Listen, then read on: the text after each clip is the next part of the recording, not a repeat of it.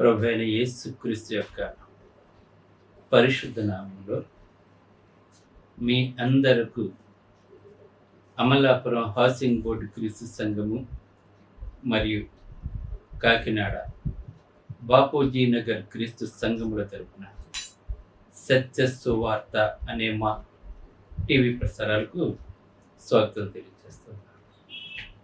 ఇవాళ ధ్యానాంశం ఏంటంటే పైనున్న వాటినే వెతుకుడి. ధ్యానాంశం కొలస్సీలకు రాసిన పత్రిక 3వ అధ్యాయం మొదటి నుంచి వేళ 10 వచనాలు ధ్యానించుకుందాం, ప్రార్థన చేసుకుందాం. పరలోకమందున్న మా ప్రియ తండ్రి, పరిశుద్ధుడా, నీ పరిశుద్ధ నామమునకు స్తోత్రాలు స్తుతులు తెలియజేస్తూ ఉన్నా తండ్రి. మా జీవితంలో మరొక దినాన్ని మాకు అనుగ్రహించి మమ్మల్ని సజీవులుగా చేసినందుకు తండ్రి నీకు స్తుతులు తెలియజేస్తూ, జగత్ పునాది వేయబడక మునిపే ప్రేమ చేత క్రీస్తులో మమ్మల్ని ఏర్పాటు చేసుకున్నావు కనుక నాయన నిన్ను స్తుతిస్తూ ఈ భూమి మీద నిన్ను ఘనపరుస్తూ కీర్తిస్తూ చివరి వరకు నీతో కలిసి నడిచే కృపను మాకు అనుగ్రహించి నిత్య జీవానికి మమ్మల్ని అందరినీ కూడా వారసులుగా ఉండటానికి ఈ ప్రసంగం మాకు సహాయపడిన విషయమని క్రీస్తు నామంలో ఈ ప్రార్థన చేయుచున్నాను తండ్రి, ఆమేన్. ధ్యానాంశం ఏంటంటే పైనున్న వాటినే వెతుకుడి. ఇక్కడ చెప్తున్నాడు దేవుడు, పైన ఏముంది, కింద ఏముంది. పైన పరలోకం ఉంది, కింద భూమి ఉంది. పరలోకం నుండి చూస్తే భూమి కింద ఉంది, భూమి మీద నుంచి పరలోకాన్ని కనుక మనం చూసినట్లయితే పరలోకం పైన ఉంది. అంటే మన కింద ఉన్నాం, మనం పరలోకం పైన ఉంది. అందుకే అపోస్తలుడైన పౌలు కొరింథీలో ఉన్న క్రీస్తు సంఘానికి రాస్తూ, మీరు క్రీస్తుతో కూడా లేపబడిన వారైతే అని మాట్లాడుతున్నారు. మనం వాక్యాన్ని చదువుతున్నప్పుడు దాని యొక్క అర్థం పూర్తిగా మనం తెలుసుకోవాలి. చదవటం వేరు, ధ్యానించటం వేరు. ధ్యానించడం అంటే ఆ మాట ఎందుకు అన్నాడు దేవుడు అని ప్రశ్న వేసుకుని ఆ ప్రశ్నకు సమాధానం వెతుక్కోవటమే ధ్యానించడం అంటే. ఇక్కడ పౌలు గారు మాట్లాడుతూ ఉన్నారు, మీరు క్రీస్తుతో కూడా లేపబడినవారైతే అన్నాడు. ఇక్కడ ఈ వాక్య పఠనాన్ని మనం చదువుతూ ఉన్నప్పుడు మనకు ముందుగా తెలుసుకోవాల్సిన విషయం ఏంటంటే, మనం ఫ్లోలో చదువుకుంటే వెళ్ళిపోతే ఈవేళ ఒక పేరా చదివాను, ఈవేళ ఉదయం లేచి ఒక అధ్యాయం చదివాను, ఈవేళ ఉదయం లేచి 5 అధ్యాయాలు చదివేశాను. నువ్వు 5 అధ్యాయాలు చదివితే ఏంటి నీకు ఉపయోగం? అందులో ఒక్క మాటన్నా నువ్వు గ్రహించావా? వాక్యం చదువుతున్న మీరందరూ కూడా తెలుసుకోవాల్సింది ఏంటంటే, ఉదయాన్నే లేచి బైబిల్ యొక్క వాక్యాలను మీరు చదువుతూ ఉన్నప్పుడు ఈవేళ ఒక అధ్యాయం చదవాలి అని టార్గెట్ పెట్టేసుకోవటం కాదండి. నీకు ధ్యానించకుండా ఒక అధ్యాయం మొత్తం చదివేస్తే ఈవేళ ఒక అధ్యాయం చదివేసిన తృప్తి మాత్రమే నీకు ఉంటుంది, కానీ దానివల్ల నీకు ఎటువంటి ఉపయోగం లేదు. ఒక వాక్యాన్ని మనం చదివినప్పుడు ఏ సందర్భంలో మాట్లాడాడు దేవుడు, ఎందుకు మాట్లాడాడు, ఎవరితో మాట్లాడుతున్నాడు, ఈ 3 విషయాలు మనకు తెలియాలి. ఇక్కడ ఏమంటున్నాడంటే, మీరు క్రీస్తుతో కూడా లేపబడిన వారైతే అని మాట్లాడుతున్నాడు. నువ్వు ఈ ఒక పేరా చదివినప్పుడు కానీ, ఒక అధ్యాయాన్ని చదివినప్పుడు కానీ ప్రతి మాటకి కూడా నువ్వు అర్థం తెలుసుకోవాలి. ఇప్పుడు మీరు క్రీస్తుతో కూడా లేపబడిన వారంటే, క్రీస్తు ఎప్పుడు లేపబడ్డాడు, ఎలా లేపబడ్డాడు, ఎందుకు లేపబడ్డాడు అని ఆలోచన చేయాలి మనం.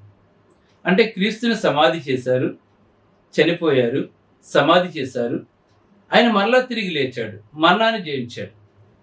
అలాగనే మనం కూడా క్రీస్తు యేసులోనికి బాప్తిసం మనం పొందినప్పుడు మన పాపములు కడిగివేయబడుతున్నాయి, మన పేరు జీవగ్రంథమందు వ్రాయబడుతుంది, పరిశుద్ధాత్మ అనే వరాన్ని మనం పొందుతున్నాం గనక ఈ పరిశుద్ధాత్ముడు మనలో ఉంటే మనం మరణాన్ని చేస్తాం. అంటే ప్రభువైన యేసుక్రీస్తు వారిని పాపిష్టి జనము చంపివేసినప్పుడు, క్రూరాతి క్రూరంగా చంపివేసినప్పుడు, దేవుడు ప్రభువైన యేసుక్రీస్తుని ఏ విధంగా అయితే లేపాడో, నువ్వు క్రీస్తులో రక్షించబడి పైనున్న వాటిని నువ్వు వెతికినట్లయితే, భూ సంబంధమైన జీవితానికి ఎక్కువ నువ్వు ప్రాధాన్యత ఇవ్వకుండా ఉన్నట్లయితే, నీవు కూడా చనిపోయిన తర్వాత లేస్తావు అని చెప్తుంది అర్థం అనమాట. అది మీరు క్రీస్తుతో కూడా లేపబడిన వారైతే నీవు కూడా మరణాన్ని జయించాలి అని చెప్పేసి, ప్రభువైన యేసుక్రీస్తు మరణం నుండి ఎలాగైతే లేచాడో నీవు కూడా అలా లేస్తావు అని చెప్తున్నాడు. దాని అర్థం అదనమాట. అందుకే మీరు క్రీస్తుతో కూడా లేపబడిన వారైతే ఏం చేయాలి? మనం పైన ఉన్న వాటినే వెతకాలి. మనం ప్రభువైన యేసుక్రీస్తు వారు ఈ లోకంలో ఉన్నప్పుడు ఆయన ఏమనివాడంటే, ఆయన నా తండ్రి చిత్తము నెరవేర్చడానికి నేను వచ్చానని చెప్తున్నాడు. అంటే పరలోకంలో ఉన్న తండ్రి ఏ పని చేయమని అయితే తన కుమారునికి ఆజ్ఞాపించాడో దాని అంతటినీ ఎలాగైతే నెరవేర్చాడో, ఈవేళ భూమి మీద ఉన్న మనము కూడా ప్రభువైన యేసుక్రీస్తు తన తండ్రి చిత్తాన్ని ఎలాగైతే నెరవేర్చాడో, నీవు కూడా నెరవేర్చినప్పుడు నీవు కూడా ఆ విధంగానే లేపబడతావు. క్రీస్తు మరణం నుండి ఎలాగైతే లేచాడో, మరణం ఆయన ఏమీ చేయలేకపోయిందో, నీవు కూడా మరణాన్ని చేస్తావు. మరణం నిన్ను ఏమీ చేయలేదు. ఎందుకంటే మరణాన్ని జయించే శక్తి యేసుక్రీస్తు వాడు మనకు అనుగ్రహించాడు. ఆయన మరణించడం ద్వారా ఆయన మరణాన్ని జయించే శక్తి మనకు అనుగ్రహించాడు. ఆయన మరణాన్ని జయించాడు గనక క్రీస్తులో ఉన్న మనం అందరము కూడా మరణాన్ని జయించే శక్తి మనకు అనుగ్రహించాడు. క్రీస్తులో ఉన్నవారు మరణపు ముళ్ళుని క్రీస్తు మరణపు ముళ్ళు విరిచేశాడు. ఇది మనం తెలుసుకోవాలి. మనం కనుక మరణం మనల్ని ఏమీ చేయలేదు. క్రీస్తులో ఉన్నవారిని ఏమీ చేయలేదు మరణం. క్రీస్తులో లేని వారికి మాత్రం మరణం అత్యంత భయంకరంగా ఉంటుంది. ఆ మరణం తర్వాత జీవితం చాలా భయంకరమైన బాధతో కూడి ఉంటుందండి. అందుకే పైనున్న వాటినే మనం వెతకాలి. యేసుప్రభు తండ్రి చిత్తాన్ని ఎలాగైతే నెరవేర్చాడో, ప్రభు ఇదిగో తండ్రి, ఆయన సిలువలో ఆఖరి పలికిన మాట ఏమనంటే, తండ్రి ఇదిగో నీ చిత్తముని నెరవేర్చానని చెప్పి మాట్లాడాడు. అలాగనే భూమి మీద ఉన్నప్పుడు మనము కూడా, తండ్రి నువ్వు నన్ను భూమి మీద ఎందుకైతే నువ్వు నన్ను జీవింపజేస్తావో, నా తల్లి గర్భంలో నన్ను ఎందుకైతే రూపించావో తండ్రి, దాని అంతటినీ కూడా నేను నెరవేర్చి నీ నామానికి మహిమకరంగా జీవించాను తండ్రి, నా పొరుగువారిని ప్రేమించాను తండ్రి, ఆత్మ సంబంధమైన జీవితాన్ని నేను జీవించాను తండ్రి అని నీవు కూడా చెప్పుకోగలిగేవాడుగా ఉండాలి. అందుకే పైనున్న వాటిని, పైన పరలోకం ఉంది, దేవదూతలు ఉన్నారు. అలాగనే మనం యేసుప్రభు రెండవ రాకడలో వచ్చిన తర్వాత ఈ పంచభూతాలు మిక్కిటి వినడంతో లయమైపోయిన తర్వాత ఆదాము దగ్గర నుంచి మొదలుకొని ఎంతవరకు ఎవరైతే పరిశుద్ధులు ఉన్నారో వారందరూ, మనమందరము కూడా పరలోకం వెళ్ళిపోతాం. మన తండ్రితో గొప్ప సంతోషకరమైన సహవాసంలో సంతోషకరమైన జీవితాన్ని మనం జీవిస్తాం. అందుకే పైనున్న వాటినే వెదకండి అని మాట్లాడుతూ, అక్కడ క్రీస్తు దేవుని కుడిపార్శ్వమున కూర్చుని ఉన్నాడు అని మాట్లాడుతున్నాడు. అంటే మన కొరకు రక్తాన్ని చిందించిన ప్రభువైన యేసుక్రీస్తు, మన పాపముల నుండి మనల్ని విడుదల చేసిన ప్రభువైన యేసుక్రీస్తు, ఆయన మరణాన్ని జయించాడు గనక మనము కూడా మరణాన్ని జయించి ప్రభువైన యేసుక్రీస్తు వారి తండ్రి కుడిపార్శ్వమున ఎక్కడైతే కూర్చున్నాడో, రేపు నీవు నేను కూడా అక్కడ కూర్చుంటామని తెలియజేస్తున్నాడు అనమాట. కనుక పైనున్న వాటి మీదే కానీ భూ సంబంధమైన వాటి మీద మనసు పెట్టుకోకుండా అని చెప్పి ఈవేళ మనందరికీ కూడా అపోస్తలుడైన పౌలు పరిశుద్ధాత్మ ద్వారా హెచ్చరిక చేస్తూ ఉన్నాడు. అంటే భూ సంబంధమైన వాటి మీద మనసు పెట్టుకోకండి అని ఎందుకు మాట్లాడుతున్నాడంటే, ఈ భూమి మీద మనం ఎంత ఆస్తి సంపాదించుకున్నా, ఎన్ని లక్షల కోట్ల ధనం మనకున్నా, లేదంటే ఎన్ని మణుగుల బంగారం మనకి ఇక్కడ ఉన్నా, ఏంటి 110 అంతస్తులు 150 అంతస్తులు బిల్డింగ్లు నీకు ఇక్కడ ఉన్నా కూడా నీవు మరణించిన తర్వాత వీటన్నిటినీ విడిచిపెట్టి వెళ్ళిపోతావు. ఇవేవి కూడా నీతో రావు. అందుకే బ్రతికి ఉండగానే పరలోకం కొరకు మనం పునాదులు వేసుకోమని చెప్తున్నాడండి. అంటే పరలోకంలో ప్రభువైన యేసుక్రీస్తు సమస్తాన్ని విడిచిపెట్టి మన కొరకు ఎలాగైతే జీవించాడో, ఈ లోకంలో ఉన్న మనము కూడా ప్రభువైన యేసుక్రీస్తు వారు పైనున్న వాటి మీదే మనసు పెట్టాడు కానీ భూ సంబంధమైన వాటి మీద దేని మీద ఎలాగైతే మనసు పెట్టలేదో, మన అక్కరలను తీర్చుకుంటూ ఈ భూ సంబంధమైన వాటి మీద మనం మనసు పెట్టకుండా మనం జీవించాలని చెప్పి ఇక్కడే తెలియజేస్తూ ఉన్నాడు. అంటే భూ సంబంధమైనవి ఏంటంటే ఇక్కడ మనకు తెలియజేస్తున్నాడు. ఏంటంటే నేను మీకు తెలియజేస్తున్నాను చూడండి, 5వ వచనం, కావున భూమి మీద ఉన్న మీ అవయవములను అనగా, అంటే మనం ఎప్పుడు కూడా ఏం చేస్తుంటాం అంటే భూమి మీద మనం జీవిస్తాం. మనం ఈ భూమి మీద మనం జీవిస్తున్నాం గనక మనకంటూ ఒక శరీరం ఉంది గనక ఈ శరీరానికి మనకు అనేక రకాల కోరికలు ఉంటుంటాయండి. ఇవాళ ఆకలిస్తుందంటే ఈ శరీరాన్ని పోషించుకోవటానికి మనం తింటున్నాం. దాహం వేస్తుందంటే ఈ శరీరం మనకి నిస్సత్తువుగా ఉండకుండా ఉండటానికి నీళ్లు మనం తాగుతుంటాం. మనం తిన్న ఆహారం అరగటానికి మనం నీళ్లు తాగుతూ ఉంటాం. అంటే దాహానికి నీళ్లు తాగుతున్నాం, ఆకలికి అన్నం తింటున్నాం. అలాగే ఈ శరీరాన్ని, దేహాన్ని కప్పుకోవటానికి వస్త్రాలు మనం వేసుకుంటూ ఉన్నాం. ఈ దేహం ఉండటానికి మనకు ఇల్లు కావాలి, ఈ దేహం పడుకోవటానికి ఒక మంచం కావాలి, ఒక పరుపు కావాలి, ఒక దిండు కావాలి. గమనించండి, అంటే ఈ దేహం కొరకు అనమాట. ఈ భూమి మీద ఉన్నప్పుడు అన్నింటినీ కూడా మనం ఏం చేస్తుంటామంటే ఈ భూ సంబంధమైన వాటి మీద ఎక్కువ మనసు పెడుతూ ఉంటాం. మనం ఈ తప్పని కూడా దేవుడు చెప్పడం లేదండి, కానీ ఇది శాశ్వతం కాదండి. మనం ఎంతకాలం మీరు పోషించినా ఇది మనల్ని విడిచిపెట్టి ఏదో ఒక రోజు ఇది మనల్ని విడిచిపెట్టి వెళ్ళిపోతుందండి. కనుక ఈ శరీరాన్ని సంతోష పెట్టుకునే పనిలో దేవుని విసర్జించొద్దు అని మాట్లాడుతున్నాడు ఇక్కడ. ఈవేళ మనం అందరము కూడా మన శరీరాన్ని సంతోష పెట్టుకోవడంలో పోటీ పడి పరిగెడుతున్నాం. మనం అందరం కూడా మనం ప్రపంచపు అంచుల వరకు వెళ్ళిపోతున్నాం మన ఈ శరీరాలను సంతోష పెట్టుకోవడానికి. మన సంతోషకరమైన జీవితాన్ని జీవించడం కొరకు మనం ఏం చేస్తుంటే ఉరకులు పరుగుల జీవితాన్ని జీవిస్తున్నాం మనం. ఎందుకంటే కష్టపడి పని చేసుకోవటం తప్పు కాదు, కానీ మనం భూమి మీద ఉండగానే పరలోకానికి పునాదులు వేసుకుంటూ మాట్లాడుతూ భూమి మీద మీ అవయవములు అనగా, అంటే మనం ఏం చేస్తుంటాం, మన ఈ శరీరాన్ని ఏం కోరుకుంటుంది? ఆకలి, మంచి భోజనం చేయమని చెప్తుంది. చికెన్ తిను, ఫిష్ తిను, మటన్ తిను ఇలా చెప్తూ ఉంటుందండి. లేదంటే చక్కటి వెజ్ తిను, టీ తాగు, కాఫీ తాగు. ఇంకా ఏం చెప్తుంది? అవసరమైతే నువ్వు డ్రగ్స్ తాగు, నీకు డ్రగ్స్ తాగితే నువ్వు ఎక్కడో మత్తులో ఊగిపోతూ ఉంటావు, లేకపోతే మందు కొట్టు, సిగరెట్ తాగు. ఈ శరీరం ఇవన్నీ కూడా దేనికి చేస్తున్నారు మీరు అందరూ కూడా? ఇవన్నీ కూడా ఈ శరీరం కోసం అనమాట. అంటే ఈ శరీరాన్ని సంతోషపెట్టి ఎక్కడికో స్వర్గంలోకి వెళ్ళిపోతామని చెప్పి అనుకున్నాను అనమాట. అయితే ఇటువంటి వాటిని మనం విసర్జించాలని చెప్తున్నాడు దేవుడు. మనం బ్రతకడానికి ఆహారం తినాలి, అంతే అంతే తప్ప ఈ మిగిలినవన్నీ కూడా వ్యర్థమైనవి మన జీవితానికి. అందుకే ఇక్కడ ఏమైనా మాట్లాడుతున్నాడంటే, అనగా భూమి మీద ఉన్న మీ అవయవములు, అంటే మన చేయి కానీ, కాలు కానీ, ముక్కు కానీ, నోరు కానీ, మన అవయవాలన్నిటి కూడా జారత్వమును, అపవిత్రతను, కామాతురతను, దురాశను, విగ్రహారాధనను, ధనాపేక్షను చంపేయని చెప్తున్నాడండి ఈవేళ మానవుడు వీటిని చంపడం లేదండి ఈవేళ. అంటే ఈ భూ సంబంధమైనవండి ఇవి.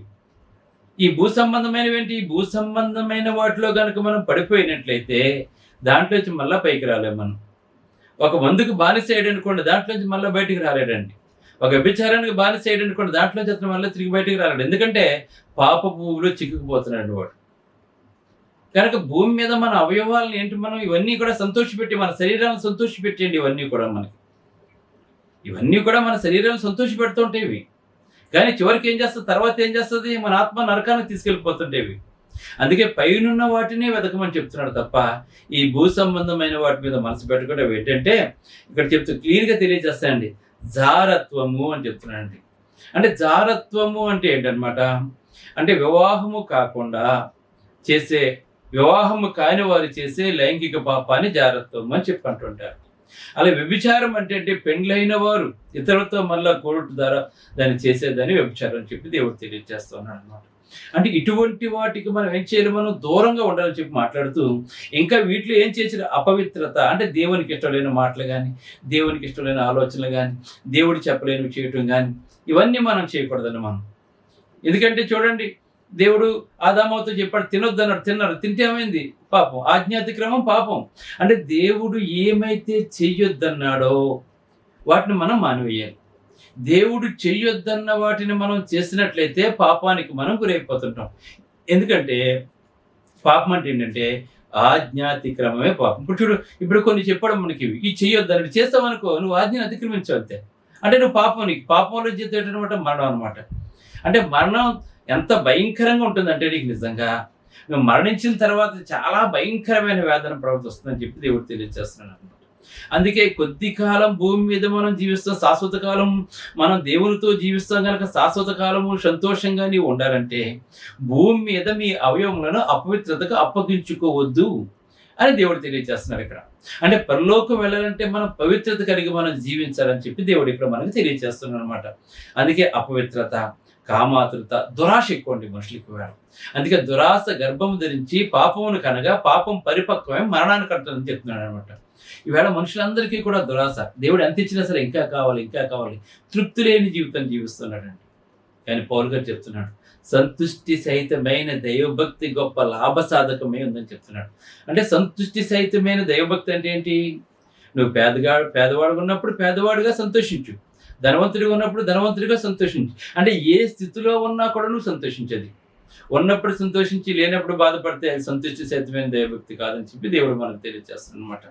అందుకే దురాశ అనేది మనుషులకు ఉండకూడదు.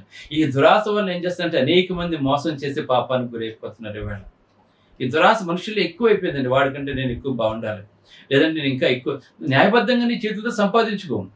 కానీ దురాశ అనేది మాత్రం ఎదుటి మనిషిని ఏం చేస్తుందంటే పాపంలోకి నడిపించేస్తుంటుందండి. ఆశ వేరు అంటే మనం న్యాయబద్ధంగా సంపాదించుకోవటం ఆశ అండి, ఆశపడటం అనమాట. అది దురాశ అంటే మనకు లేని దాన్ని ఇతరులకు ఉన్నదాన్ని దౌర్జన్యంగా లాక్కోవటాన్ని దురాశ అని చెప్పి అంటుంటాం మనం. కనుక దురాశ మనకి ఉండకూడదు. విగ్రహారాధనకు మనం వెళ్ళకూడదండి. అందుకని మహా భయంకరమైన పాపం అండి అది. ఈవేళ మరియమ్మ బొమ్మలు పెట్టుకుంటారు, యేసుప్రభు బొమ్మలు పెట్టుకుంటారు, యేసుప్రభు ఫోటోలు పెట్టుకుంటారు. ఇవన్నీ కూడా విగ్రహారాధనే. ఎందుకంటే ఇప్పుడు దేవుడు అలా లేడండి. ఏదో ఊహాచిత్రం యేసుప్రభు ఎలా ఉంటాడో ఊహాచిత్రం వేశారు అంతే అది మనకి. కానీ ఇప్పుడు యేసుప్రభు అలా లేడండి. ఎలా ఉన్నాడో దేవుడు ఆత్మ. ఆత్మను మనం చూడలేం. మనం ఏదో ఒక శరీరం ఒక ఫోటో పెట్టేసుకుని దేవుడు అని చెప్పి అనుకోకూడదు. మనం ఇవాళ చాలా చోట్ల చూస్తున్నాం. మనం యేసుక్రీస్తుని సిలువ వేసినట్లు, మరియమ్మ ఒక చిన్న బిడ్డను ఎత్తుకున్నట్లుగా మనం ఫోటోలు చూస్తుంటాం. మనం క్రైస్తవులు అందరింట్లో కూడా యేసుప్రభు ఒక ఫోటో ఉంటుంది. యేసుప్రభు అలా ఉన్నాడని నీకు తెలుసా? అలా ఉంటాడా? నువ్వు యేసుప్రభుని కనుక అదే దృష్టిలో నువ్వు ఊహించుకుంటే యేసుప్రభు అలా లేకపోతే మరి నువ్వేం చేసిన వాడు అవుతావు? విగ్రహారాధన చేసిన వాడు అవుతావు కదా.